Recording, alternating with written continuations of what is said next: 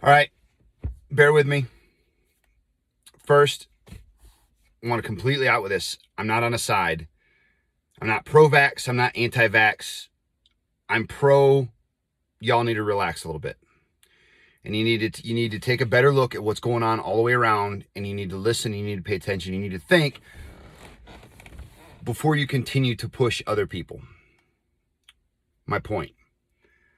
I'm an operating room technician. No big deal. Fairly small job in the grand scheme of all things medical. Post-nasal drip, not COVID. So for the last 6 years, I've been traveling. I'm a traveling technician. They call us travelers in the hospital, but really what I am is a contractor. I work from contract to contract in hospitals. The reason that exists is because there is a greater deficit in my career field than there are people to fill those jobs. So hospitals bid on our contracts, and basically we go based on where the money looks best, and we work at hospitals temporarily to fill the need that they have. It's been that way for the last couple of years. Business has been good. There are more needs than there are clinicians, so I kind of get to pick and choose where I want to go. Life is pretty good. Let me put a comma right there, a pause. Have you ever known someone in your life that is just stubborn? And one of the ways that they are kind of forceful, have you ever known someone that's a smoker?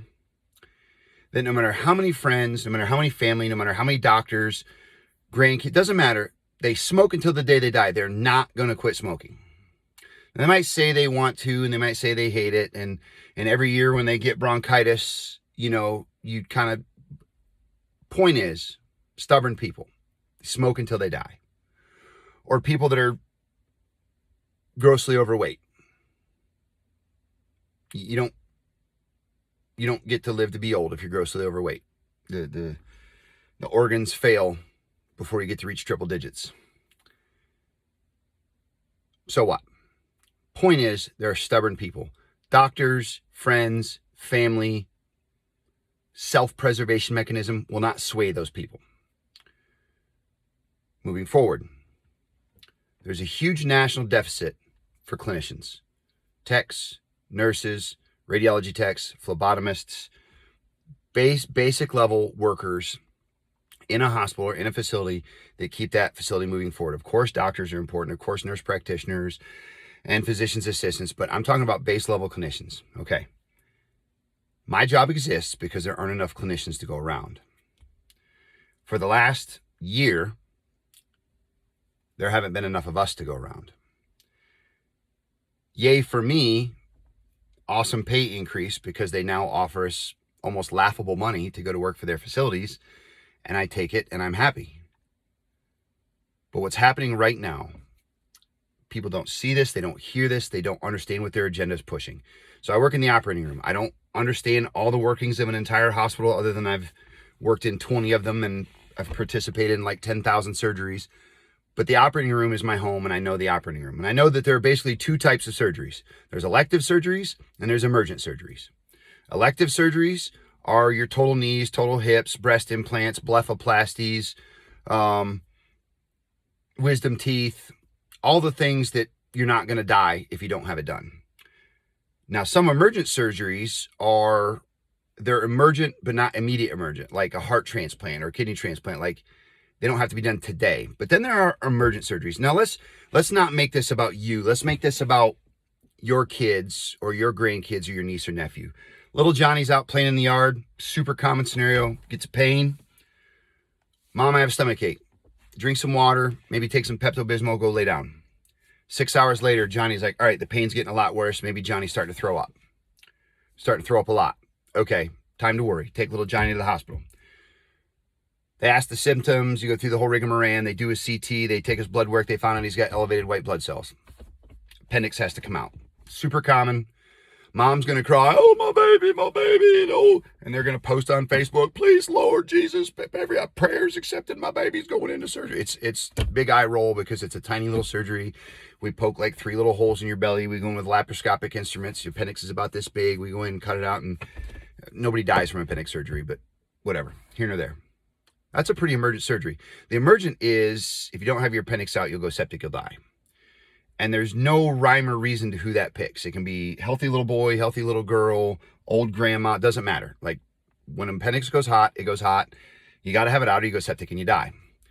An emergent surgery. And there's lots of other emergent surgeries, obviously gunshot wounds and vehicular trauma and bump your head, subdural hematomas.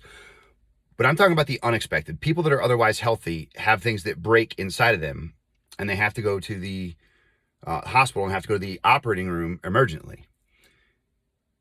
I know a lot about this. Thousands and thousands of procedures. I've really seen it all. I don't mean to sound like I've been there, but I've seen it all. Okay. Currently in the United States, there is no reserve. I'm the reserve, and there's not enough people like me to go around. The reserve has been depleted. And currently there are people screaming on Facebook and posting this and posting on TikTok, and posting on Instagram, really hateful things against people that are reserved about getting the vaccine or anti-vaxxers. There's a difference. And they're saying things like, you shouldn't be offered treatment if you're unvaxxed, or you shouldn't be allowed to. Really hateful and divisive stuff. And here's what you don't understand. And here's what I bet you don't know. You know those stubborn people that you've told 7,000 times to quit smoking and they still smoke? You can't shame them. You can't scare them with death. You can't statistic them. You can't blog article them. They're going to keep right on smoking regardless of what you say. There are people that are not going to get that vaccine regardless of what you say. I don't care what you post. I don't care what your threats are. I don't care what the television says. I know that they will not be swayed. And here's the catch. I work and have worked and know nurses and techs that will not be swayed, period. Okay? Not saying they're right, wrong, or indifferent. I'm saying they're going to smoke until they die. Okay. So you say, all right, whatever,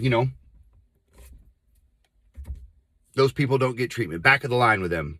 They get to go to the back of the gas chamber. We're at a huge national deficit for clinicians right now. The attrition rate far exceeds people coming into the career field. Like, it's horrifically imbalanced. There are hospitals right now all over the country. One, you're being lied to. They're saying that the hospitals are full because of COVID patients. Bullshit. There are not enough nurses to staff the floors. Entire floors have the lights out or closed because there's not enough nurses. Nurses are pulling double, triple. Like, you would not believe the hours that nurses are working right now and other clinicians. You push this, I know some 58 to 60-year-old, 60-plus nurses and technicians that will walk away from their job. We can't afford to lose even like one. If 20 people that do what I do quit in one area, it will cripple a community.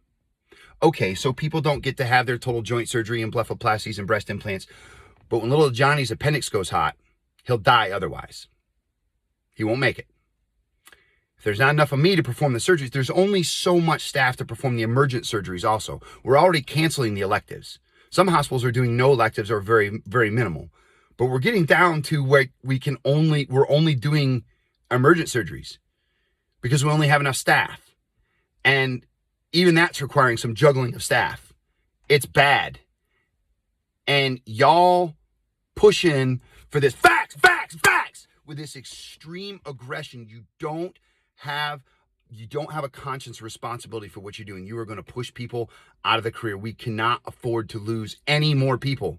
Like, none. We're already way too far in the negative. You might not seem to think this will affect you. Well, my whole family is vaccinated. Well, when little Johnny's appendix goes hot, okay, and people like me don't show up for work, what are you going to do? What are you going to do?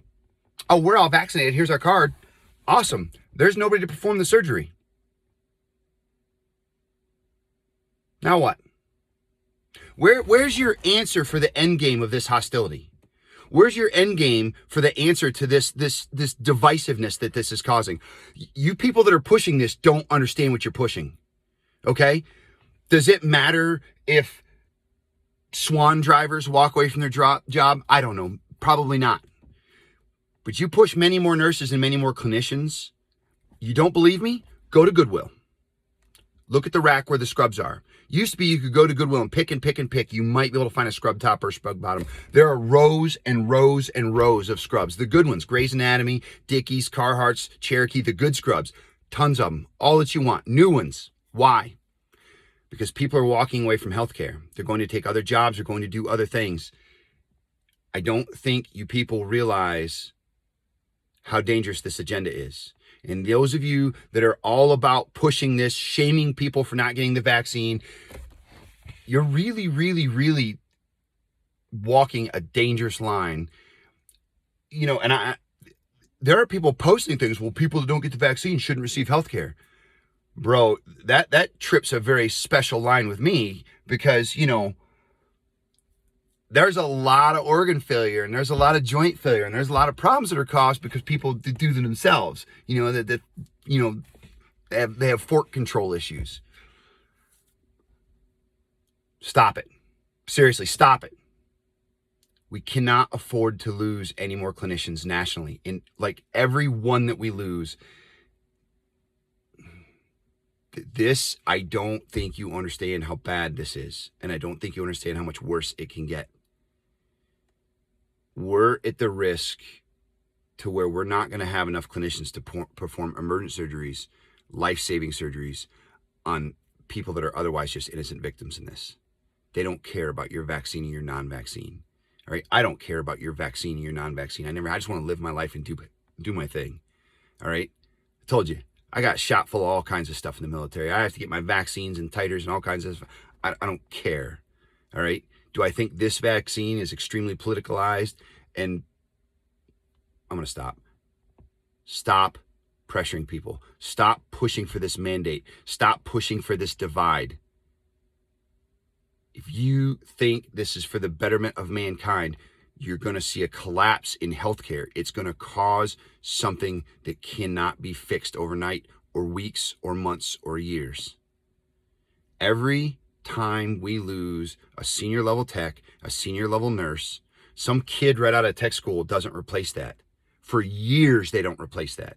And it's not like there are so many of these kids graduating nursing school and tech school to replace this. This is bad. Stop pushing your agenda. It's not worth the risk of what can happen. If the hospitals close around you and you don't care, well, cool. I don't see the benefit in pushing this agenda. Stop pushing this. Stop pushing for this mandate. You are going to push people out of a career field that is already completely strung out, completely overworked, and tired of hearing it. You don't understand. I'm not trying to get you to appreciate my job or appreciate what I do or what I deal with on a daily basis, but it's way worse than you think it is. This isn't good, y'all. Smarten up. Stop with this divisive crap. Stop pushing this divide. And stop pushing.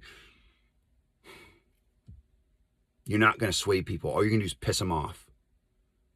And we don't need people walking away from their jobs. If you know a tech, you know a nurse, you know a clinician, why don't you go give them a hug and thank them and beg them to show up to work on Monday? Because it might be you. It might be your kid. It might be that they have to turn. We just don't have an What are you going to do? You're going to drive to the next city? You're going to drive to the next city looking for a hospital that can get you in? What's going to happen? This deficit will happen faster. This clinician deficit will happen faster than the rate of things coming into the, all right, I'm sorry. Long-winded. Please stop with this divide, y'all. You don't understand. I don't expect people to understand it's supply versus demand. And the demand is going to keep going up. People are going to keep getting sick. People are going to keep needing their appendixes taken out. People are going to keep having things. As population increases, we need more and more clinicians, not less and less and less clinicians. And right now we're looking at less and less and less. It's bad. Stop, please, stop.